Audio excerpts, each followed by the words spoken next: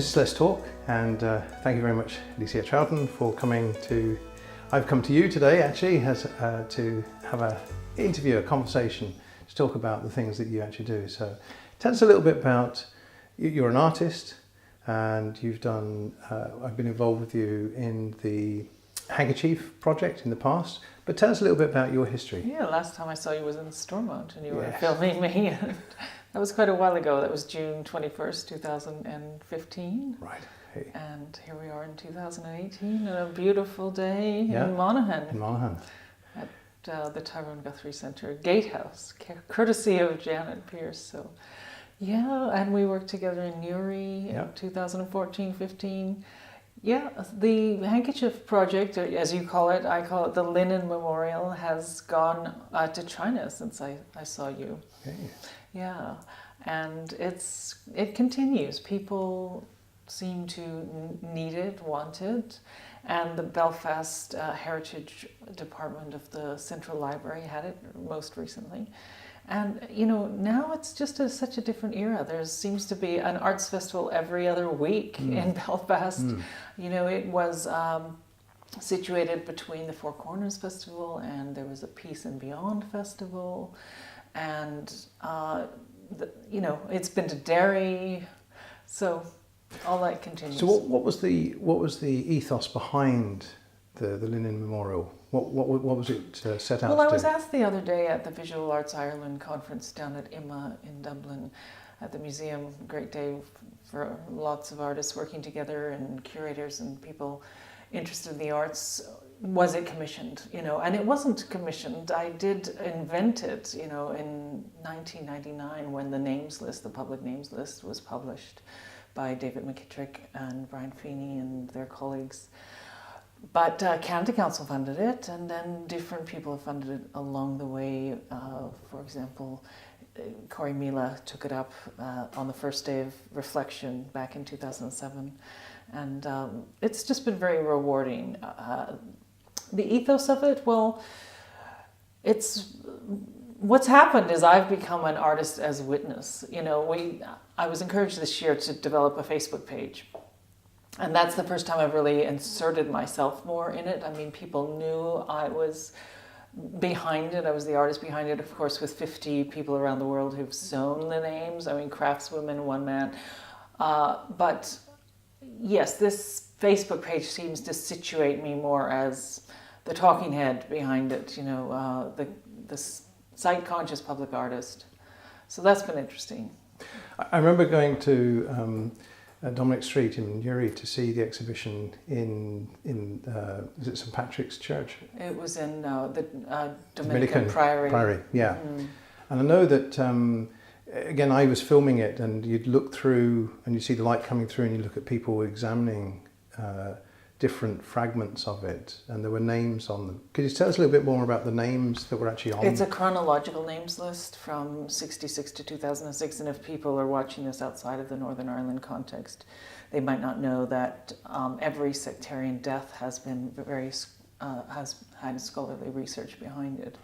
So the moment of death was categorized chronologically by the authors of Lost Lives, a public names list, with a short biography of the moment of death. So what people were searching for, as you saw it in the churches that I take it to and at other settings, is the name of their loved one in Northern Ireland. If you see it as a member of the Irish diaspora, you might also search for a name, or Ulster Scots diaspora.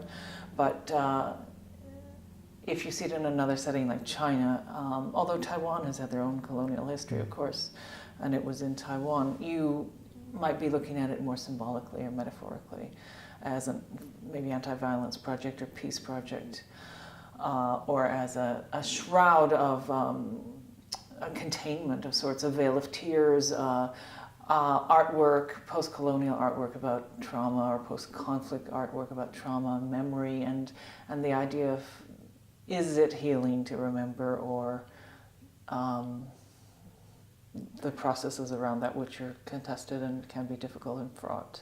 So it's another form of creating dialogue between maybe fractions of people as well. I have hoped so, yes, and that was evident in the South Down tour, as I'm calling it now, which was produced by your colleague Rowan Hand, wonderful supporter behind the work at that time. I mean, I couldn't have done it without the publicity of Destination Uri and the great souls and energy of your part of the world.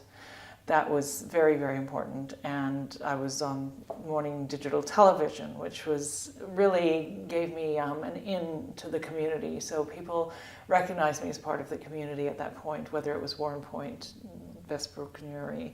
And what I saw there was people did walk into each other's churches. Which is quite an achievement, especially in Northern Ireland, where people have fears of going from one denomination into another. And when you did have certain retaliatory killings back in the 70s, but that was my understanding of certain incidents. I have learned more about my Northern Ireland history, my own, the history here of the contemporary troubles, of course. If you're a scholar, it goes back centuries. Now, your background, you are from Northern Ireland, but you've spent time else. Yeah, we should probably clarify that because of my accent. From Belfast, and we know 7 people who were killed. Yeah, one of them is Sean Armstrong, who's got a playground in his name outside the lunchroom of Corrymeela. Okay. And his mother was a peace worker. So what's your history of leaving Northern Ireland? What was the genesis of that? Impetus? Well, I think every immigrant has a couple of stories, and every person in Northern Ireland has a public and a private story, or several private stories and certain public stories, and that's what we're learning. Anyone involved in war history and trauma studies and issues to do with memory, are realizing that this disjointed aspect. I have a colleague at UBC, Marlene Briggs, Professor Marlene Briggs, and she calls it dis/composure between one's experience and then one's public face. And that would depend on how the death occurred in your own family. And I don't mean to make it sound academic, of course it's not that way. And of course when you encounter the shroud or the veil of tears, and you just walk up to it, and sometimes that name just becomes an object, like Maya Lin, who designed the Vietnam Memorial, says the names are the object, despite the granite, which is very thin at the top edge and has the chronology from one apex to the next. And you search for a name, alphabetical name in a book, and then you go back to it. So actually the book has become quite important, whether or not the authors have actually visited the piece or not. It has become an important part of the puzzle of the journey of the search.